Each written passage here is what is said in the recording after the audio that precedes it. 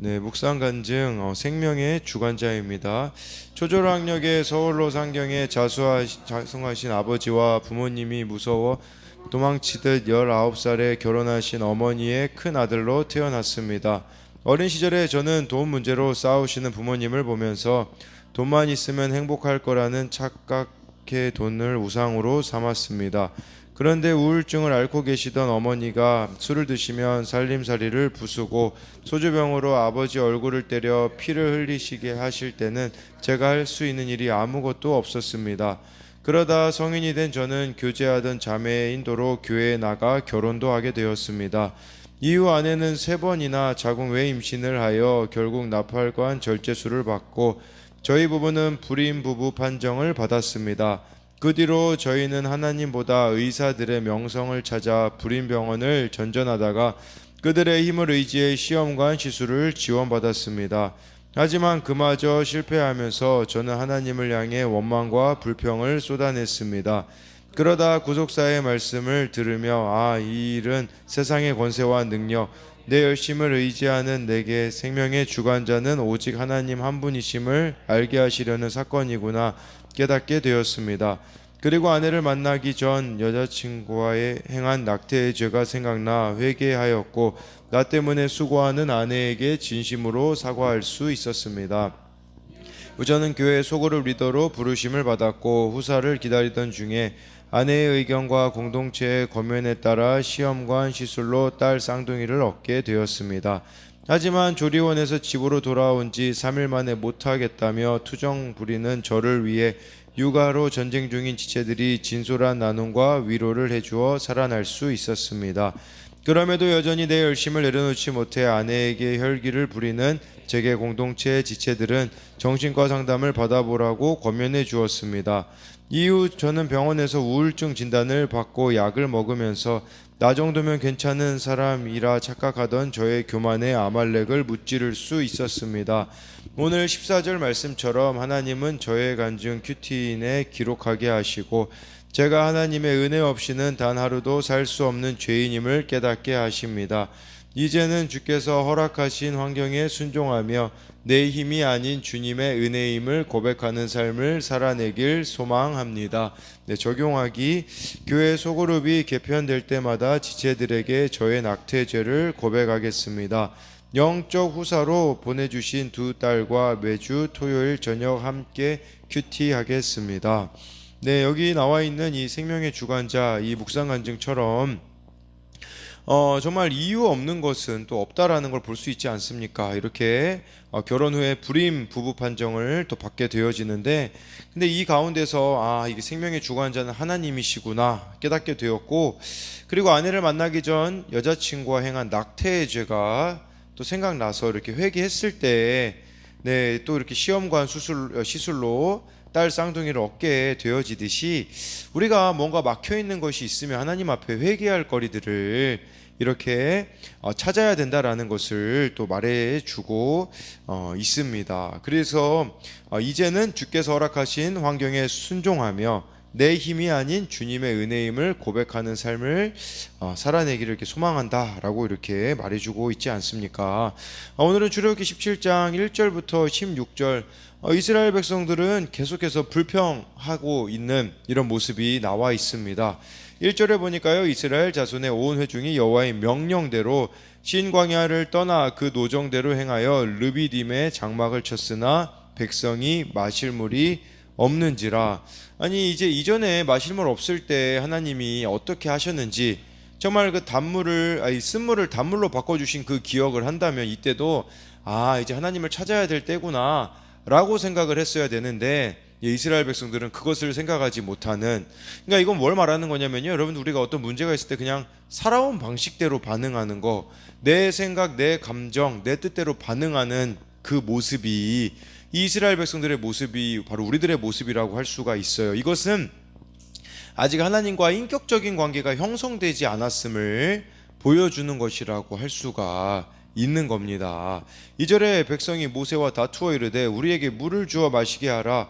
모세가 그들에게 이르되 너희가 어찌하여 나와 다투느냐 너희가 어찌하여 여호와를 시험하느냐라고 해서 여전한 방식으로 모세와 다투고 있는 이스라엘 백성들, 이것은 여러분들이 어떤 어려운 환경과 상황과 사람이 찾아왔을 때 이렇게 사람 탓, 환경 탓, 이런 상황 탓을 하는 모습을 나타내는 것이라고 할 수가 있는 겁니다. 이스라엘 자손이 싸움을 이전에 벌여야 됐던 대상은 누굽니까? 애굽 왕과 그의 군사들이었었죠. 그러나 지금은 그들을 애굽에서 인도해낸 지도자와 다툼을 벌입니다. 그리고 마찬가지로 우리 뜻과 좀 이렇게 상반될 때에 교회에서 우리를 도와주는 그런 지도자들에 대하여서도 우리가 이렇게 다투기도 하고 원망하기도 하는 이런 모습들이 있을 수 있다라는 것이죠. 그러니까 여기서 막 이스라엘 백성들이 물을 마시게 하라, 물을 줘 마시게 하라, 이 마시게 하라라는 말을 보면 물을 달라는 이스라엘 백성의 강렬한 요청을 나타냅니다. 이스라엘 백성이 갈증을 느끼자 다시 조급해져서 고집센 그들의 마음이 발동한 것이라는 겁니다. 정말 이 고집, 이게 참 꺾여지지 않는 것을 보여주는 것이죠. 정말 신앙생활에 있어서 가장 큰 걸림돌이 바로 나의 자아라고 할 수 있는데, 더 구체적으로 말하자면 고집이 아니겠습니까? 그래서 모세는 이스라엘 백성들에게 너희가 어찌하여 시험하느냐라고 해서, 시험은 하나님이 이스라엘 백성들에게 행하시는 것이거든요.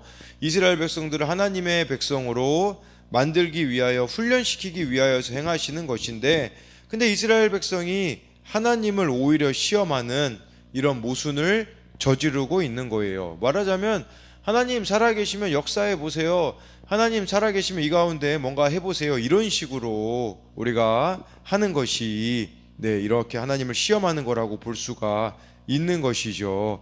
그래서 3절 4절 보면 거기서 백성이 목이 말라 물을 찾음에 그들이 모세에게 대하여 원망하여 이르되 당신이 어찌하여 우리를 애굽에서 인도해 내어서 우리와 우리 자녀와 우리 가축이 목말라 죽게 하느냐. 먼저 3절 보면요, 이 원망의 내용들을 보면 우리를 왜 출애굽시켜서, 아니 그렇게 출애굽할 때는 노래를 부르던, 구원의 노래를 부르던 그들이 이제는 뭐라고 이야기하냐면 우리와 우리 자녀, 우리 가축. 이 가축이라는 것은 그나마 있었던 재산까지도 이렇게 말하는 것이죠. 이렇게 왜 우리를 이렇게 죽게 하느냐라고 말하고 있는 거예요. 사실 죽어야 되는 것은 자신들의 자아였음을 또 나타내는 것이 아니겠습니까? 그때 이제 중요한 것은 모세의 반응이에요. 4절에 모세가 여호와께 부르짖어 이르되 내가 이 백성에게 어떻게 하리이까? 그들이 조금 있으면 내게 돌을 던지겠나이다 라고 해서요, 모세의 부르짖음, 모세는 부르짖잖아요. 이것은 이스라엘 자손을 위한 부르짖음이 아니라 이스라엘 자손이 그를 향해 원망을 쏟아놓는 상황에서 모세가 겪고 있는 고통, 억울함, 그리고 무기력함을 털어놓는 부르짖음이라고 할 수가 있습니다. 여러분, 이게 중요한 거예요. 우리가 가지고 있는 어떤 연약함들이나 이런 앞뒤가 막혀 있는 상황 가운데서 우리가 해야 되는 것은 하나님께 부르짖어야 된다라는 거예요. 근데 이 부르짖음을 안 하기 때문에 가정에서는 남편 탓, 아내 탓, 자녀 탓, 부모 탓, 이런 것을 하게 되어지는 것이죠.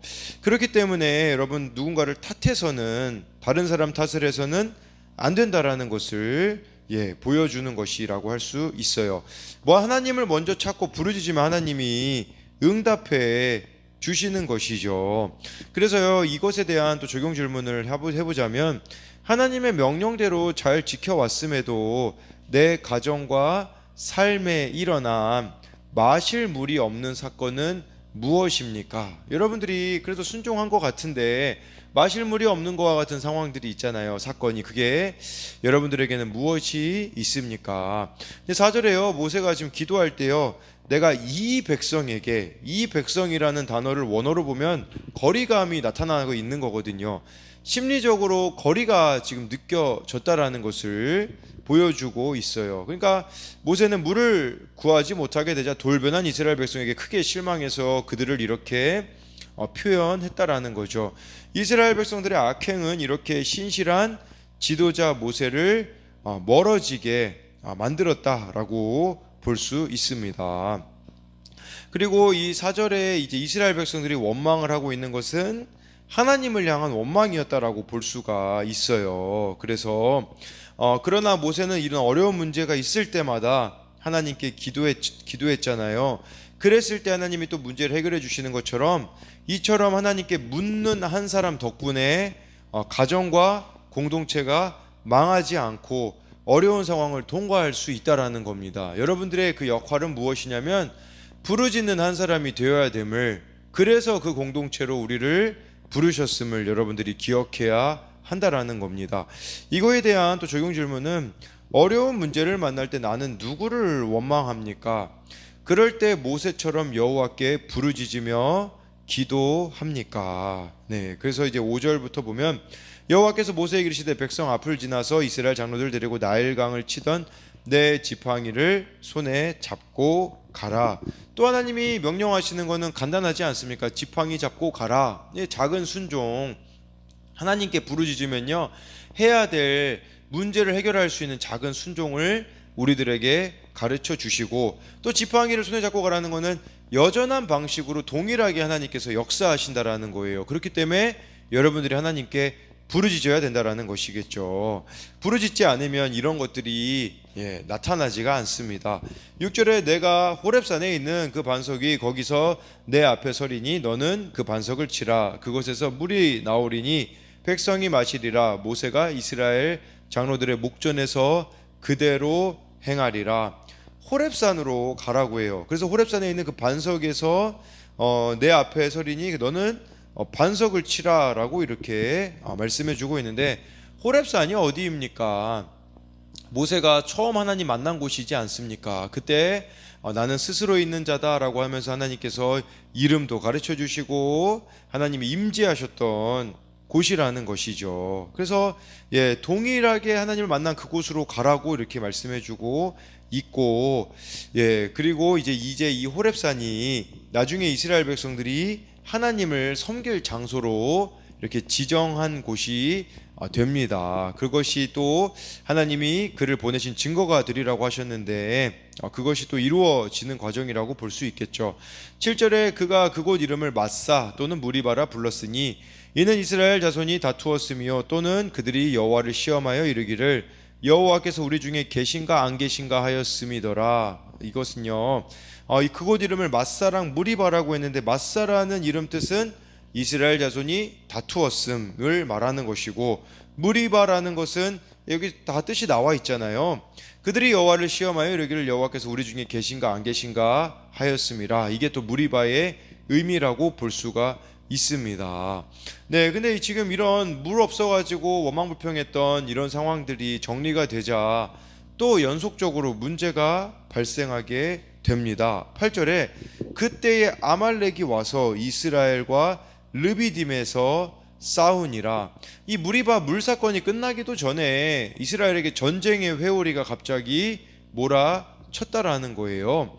그러니까 여러분, 이것은 아말렉으로 나와 있긴 하지만 사탄이 우리들을 가만두겠습니까? 한 문제가 해결되어지면 또 다른 문제로 우리를 걸고 넘어지고 끊임없이 넘어지게 하기 때문에 우리가 날마다 하나님 앞에서 무장되어져 있어야 된다라는 것을 보여주는 것이죠. 근데 이스라엘은요, 지금 공격해오는 외부 세력에 대항해 전투를 벌일 만한 아무런 정비가 되어 있지 않습니다. 전쟁을 경험해 본 적도 없고요, 무기가 있는 것도 아니었다라는 것을 보여주는 것이라고 할 수가 있겠죠. 그렇다면 질문이 있는 거죠. 이것에 대하여서 왜 하나님이 이런 전쟁을 하게 하셨을까? 이 전쟁은 이스라엘 백성의 능력으로 하는 것이 아니라 하나님을 의지함으로 하는 것이다라는 것을 가르쳐주기 위함이다라는 거예요. 근데 여전히 우리가 세상적인 방식으로 살아가면 우리는 능력이 없어서 안 돼요, 이것 때문에 안 돼요, 저것 때문에 안 돼요라고 말할 수밖에 없겠죠. 9절에 모세가 여호수아에게 이르되 우리를 위하여 사람들을 택하여 나가서 아말렉과 싸우라. 내일 내가 하나님의 지팡이를 손에 잡고 산 꼭대기에 서리라. 모세도 알았던 거예요. 이 전쟁은 어떤 이스라엘 백성들의 능력으로는 전혀 할 수 없는 일이라는 거. 그렇기 때문에 하나님이 개입해 주셔야 된다는 걸 알기 때문에 하나님의 지팡이를 손에 잡고 산 꼭대기에 서겠다고, 그러면 하나님이 개입해 주실 것을 모세는 알았던 것이죠. 그래서요 10절에 여호수아가 모세의 말대로 행하여 아말렉과 싸우고 모세와 아론과 훌은 산 꼭대기에 올라가서, 여러분 이건 일반적인 형태의 전쟁이 아님을 보여주고 있습니다. 왜냐하면 전쟁에 인간적으로 봤을 때 누가 가장 앞장서야겠습니까? 모세가 맨 앞에 나가서 진두지휘해야 되지 않겠습니까? 왜냐하면 모세는 애굽의 모든 학문을 배웠기 때문에 군사 지식도 있었을 겁니다. 애굽에 그 군사 지식이 있었기 때문에 모세가 인간적으로 봤을 때 맨 앞에 전쟁에서 이렇게 지휘를 하면 될 것 같지 않습니까? 근데요 모세도 알았던 거예요. 아무리 모세가 지휘를 잘해도 이스라엘 백성들은 노예 출신이기 때문에 그 지휘 능력을 따를 만한 어떤 것이 없었던 것이죠. 그렇기 때문에 이 전쟁은 그런 것으로 치르는 게 아니구나라는 걸 알기 때문에 모세는 산 꼭대기에 올라가서 기도하겠다라는 겁니다. 하나님의 도우심을 구하고자 아론과 훌을 또 산꼭대기로 데리고 가는데, 바로 이 동역자들이라고 볼 수가 있겠죠. 그러니까 이렇게 우리가 이 영적 전쟁을 동역자들과 기도로 함께 싸워 나가야 된다라는 것을 보여주고 있습니다. 그리고요 이것은 하나님의 일을 할 때 하나님의 도우심을 구하는 기도가 우리들에게 필요하고, 또 삶의 현장에서 말씀으로 적용하는 것이 함께 가야 하는 거예요. 그러니까 말씀과 기도가 함께 가야 된다라는 것을 보여주는 것인데, 10절에 대한 적용 질문으로는 주어진 일을 감당할 때 지체들과 동역하고 있습니까? 모든 일을 나 혼자 하려고만 하지는 않습니까? 놀랍게도요 11절에 모세가 손을 들면 이스라엘이 이기고 손을 내리면 아말렉이 이기더니, 모세가 손을 들고 기도하는데 손이 내려오면 아말렉이 이기고 손을 들고 있으면 이스라엘이 이기기 때문에 12절에 모세의 팔이 피곤함에 그들이 돌을 가져다가 모세 아래에 놓아 그가 그 위에 앉게 하고 아론과 훌이 한 사람은 이쪽에서 한 사람은 저쪽에서 모세의 손을 붙들어 올렸더니 그 손이 해가 지도록 내려오지 아니한지라. 그러니까 모세가 계속 손 들고 있을 수 없기에 양 옆에서 아론과 훌이 모세의 손을 붙들어주는, 그러니까 이 교회 공동체가 함께 동역할 때에 이 전쟁에서 우리가 승리할 수 있음을 나타내는 것이죠. 여기서 내려오지 아니한지라, 이 내려오지 아니한지라를 제가 이제 히브리어로 보니까 에무나라는 단어가 쓰였어요. 그게 무슨 뜻이냐면 우리가 흔히 말하는 믿음이라는 단어가 쓰인 거거든요. 믿음, 충성, 신실, 이런 의미가 여기서 쓰였단 말이죠. 이것은 무엇이냐면 더 이상 흔들리지 않고 굳건하게 되었다라는 의미예요. 그러니까 아론과 훌이 모세의 손을 붙잡아 정말 굳건히 세워줬음을, 좀 이게 뭐 과장된 해석일 수도 있겠지만 믿음을 굳건히 해준 동역자들의 이 역할을 정말 이 아론과 훌이 잘 감당했음을 말하는 거예요.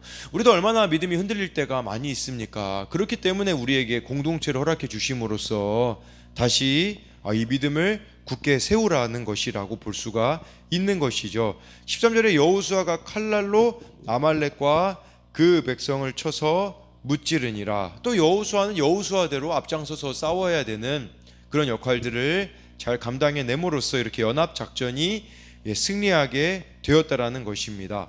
14절에요 여호와께서 모세에게 이르시되 이것을 책에 기록하여 기념하게 하고 여호수아의 귀에 외워 들리라. 내가 아말렉을 없이하여 천하에서 기억도 못하게 하리라.